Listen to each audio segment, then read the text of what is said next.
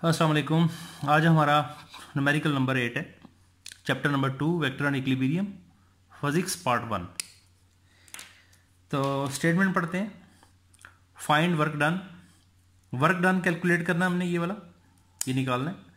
When point of application of force, force का जो point of application है, force की मिकदार उसने दी हुई है हमें 3i + 2j, ये वेक्टर फॉर्म में दी हुई है। Force move in a straight line, straight line में मूव कर रही है फ्रॉम पॉइंट, किस पॉइंट से? पॉइंट के कोऑर्डिनेट हैं 2 - 1 और जो दूसरा पॉइंट है वो है 6 और 4। ये ऐसे ही कि फर्ज करो हमारे पास ये एक लाइन है, यहां पर जो पॉइंट है इस पॉइंट का नाम A है, इस पॉइंट का नाम B है। पॉइंट A के कोऑर्डिनेट हैं 2 और -1, पॉइंट B के कोऑर्डिनेट हैं 6 और 4। यहां पर एक फोर्स लग रही है, इस फोर्स ने पॉइंट A से B तक जाना लगते हुए। तो हमने क्या कैलकुलेट करना है, आपने पढ़ा हुआ है the product of force and displacement. तो ये A से लेकर B तक हमारा डिस्प्लेसमेंट वेक्टर है। तो यहां पर जो डिस्प्लेसमेंट वेक्टर है ये हमें कोऑर्डिनेट की फॉर्म में दिया हुआ है। हमने इन कोऑर्डिनेट को यूज करके डिस्प्लेसमेंट कैलकुलेट करना है यूजिंग डिस्टेंस फार्मूला, ये आप पहले पढ़ चुके हैं। यहां पर हमें जो डिस्प्लेसमेंट है ये कोऑर्डिनेट की फॉर्म में दिया हुआ है। वेक्टर हमें यहाँ पर ये जो फोर्स है ये हमें वेक्टर की फॉर्म में दी हुई है। तो देखें डाटे में क्या आएगा हमारे पास, force is equal to 3i + 2j, जो हमें पॉइंट्स गिवन है। पॉइंट A के कोऑर्डिनेट हैं 2 - 1, पॉइंट B के कोऑर्डिनेट हैं 6 और 4। हमने मालूम क्या करना है, हमने वर्क कैलकुलेट करना है। वर्क का फार्मूला हमें पता ही है, फार्मूला जो होगा वर्क का वो आपको पता है, the dot product of force and displacement F.D। Force तो हमें वेक्टर फॉर्म में मौजूद है लेकिन डिस्प्लेसमेंट हमारे पास वेक्टर फॉर्म में मौजूद नहीं है, ये कोऑर्डिनेट की फॉर्म में।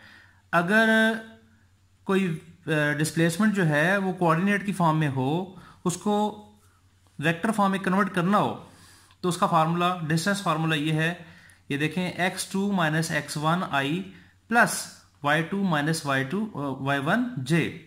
अब यहां पर ये बात याद रखें कि ये जो पॉइंट A के कोऑर्डिनेट हैं ये वाले, ये जो है ये आपका x1 है, ये आपका y1 है। इस तरह ये जो है ये आपका x2 है, ये आपका y2 है। तो बस इनकी वैल्यूज यहां पर हम पुट कर देंगे। देखें x2 की जगह पर मैंने 6 पुट किया, x1 की जगह पर मैंने 2 पुट किया, i आया, प्लस y2 की जगह पर मैंने 4 पुट किया। इसी तरह y1 की जगह पर मैंने -1 पुट किया। तो इसको जब मैंने सॉल्व किया तो आपके पास आ गया 6 में से 2 माइनस करें तो 4 -1 इज इक्वल टू 5j। ये आपके पास डिस्प्लेसमेंट वेक्टर आ चुका है। हमें इसको डॉट करवाना है फोर्स के साथ, तो फिर हम क्या करेंगे, देखें पुटिंग वैल्यू इन इक्वेशन 1, ये हमारी इक्वेशन 1 है, इसमें हम f की जगह पर और d की जगह पर वैल्यूज पुट कर देंगे।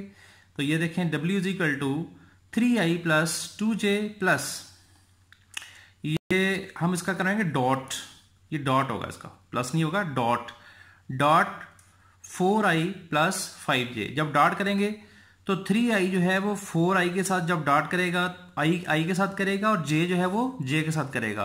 तो 3 को मैं 4 से मल्टीप्लाई करूंगा तो ये आ गया 12, और इस तरह 2 को मैं 5 से करूंगा तो ये आ जाएगा 10। तो इसको जब हम सॉल्व करेंगे तो आपके पास जो w है वो आ गया 22 यूनिट्स। यहां पर आपको पता है जो W जो वर्क होता है उसका यूनिट जूल होता है, लेकिन स्टेटमेंट में हमें फोर्स का यूनिट नहीं दिया गया। जब हमें फोर्स का यूनिट नहीं है तो हम यहां पर जो वर्क का यूनिट है वो भी नहीं बताएंगे, हम सिर्फ यहां पर लिख देंगे यूनिट्स। तो ये था न्यूमेरिकल नंबर 8। उसके बाद न्यूमेरिकल नंबर 9 जो है उसकी स्टेटमेंट की तरफ चलते हैं। न्यूमेरिकल नंबर 9, इसकी स्टेटमेंट देखें।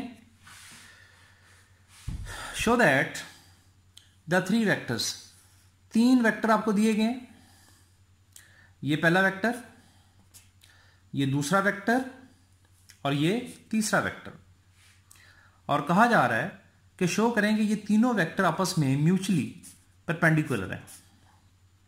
म्यूचुअली का मतलब होता है आपस में परपेंडिकुलर है, ये शो करना है।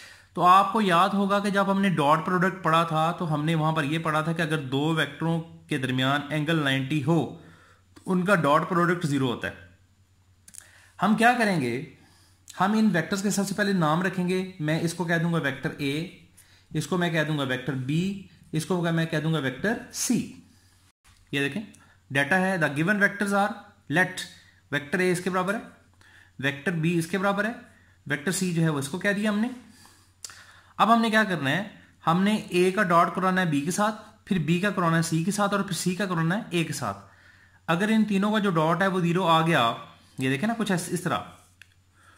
टू फाइंड क्या करना हमने, prove that the given vectors are mutually perpendicular. ये चाहिए हमें, ये चीज चाहिए, ये रिजल्ट है इसका। अगर ए डॉट बी जो है ये 0 हो जाए, बी डॉट सी जो है वो 0 हो जाए, और सी डॉट ए जो है वो 0 हो गया अगर, तो अगर ये तीनों कंडीशंस पूरी हो जाती हैं तो उसका मतलब है कि ये तीनों वेक्टर्स म्यूचुअली परपेंडिकुलर होंगे आपस में। तो then given vectors are mutually perpendicular. पहली यूज हम करेंगे ए डॉट बी। ये देखें ए को मैं बी के साथ डॉट करवा रहा हूं, तो ये आ रहा है आई प्लस जे, हमारा जो ए है वो बराबर है आई प्लस जे प्लस के dot 2i minus 3j plus के। तो आपको पता ही है कि i को i के साथ डॉट कराया जाता है, j को j के साथ, और इसी तरह k जो है उसको k के साथ।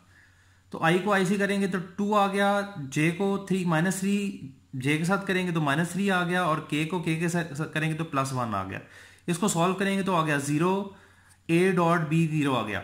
इसका मतलब ये आ गया हमारे पास कि a डॉट b जो है वो आपस में परपेंडिकुलर है, वेक्टर ए और वेक्टर बी परपेंडिकुलर है आपस में, क्योंकि इनका डॉट जो है वो 0 आ चुका है।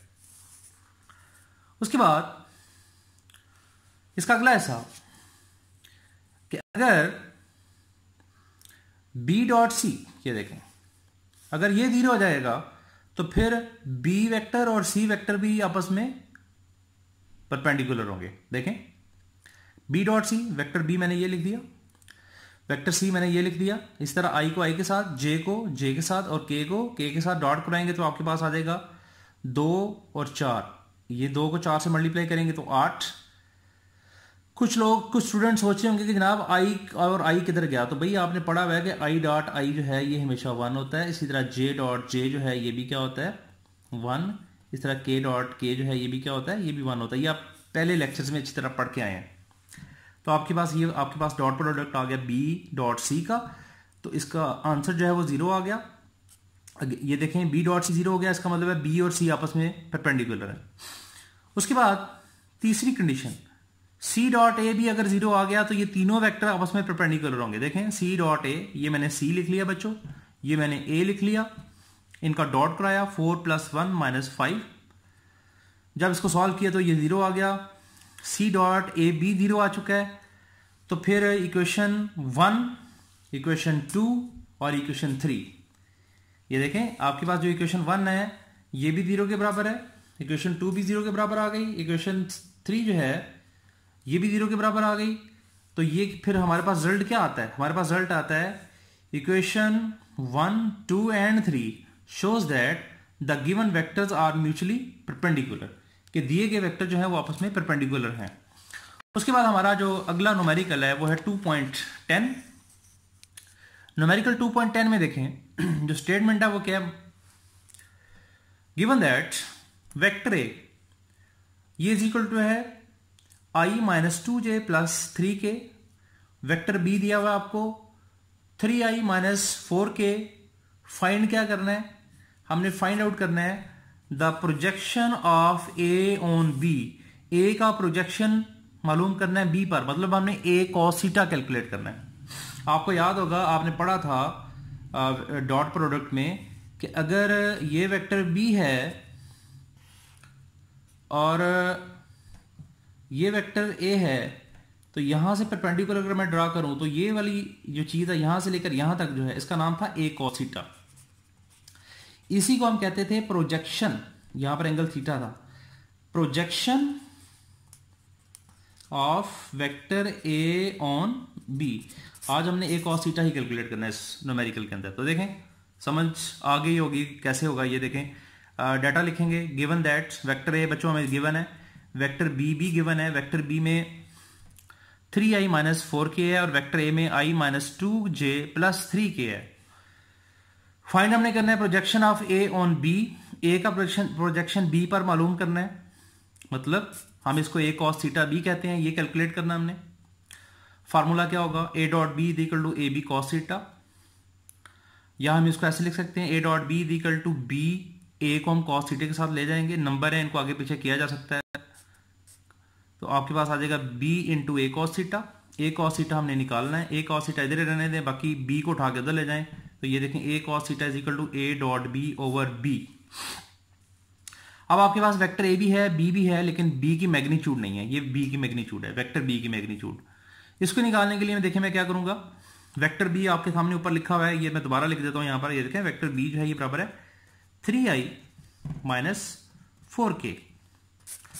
तो आपने पढ़ा हुआ है एक्स कंपोनेंट का स्क्वायर प्लस वाई कंपोनेंट या जेड कंपोनेंट का स्क्वायर, यहां पर हमारे पास वाई नहीं है जेड है, तो ये देखें मैं लिखूंगा 3 का स्क्वायर प्लस माइनस 4 का स्क्वायर। इसको सॉल्व करेंगे b is equal to 25 square root, और इसका स्क्वायर रूट खत्म करेंगे जब, तो b इज इक्वल टू आ गया 5। वेक्टर b की मैग्नीट्यूड 5 आ चुकी है। बस क्या करेंगे, इक्वेशन नंबर 1, ये जो हमारी इक्वेशन नंबर 1 थी ये वाली, इसमें हम तमाम वैल्यूज पुट कर देंगे। तो देखें putting values in equation 1, equation 1 में वैल्यूज पुट करने पर A cos theta is equal to, बच्चों ये मैंने लिख दिया वेक्टर ए डॉट ये वेक्टर बी और ओवर 5।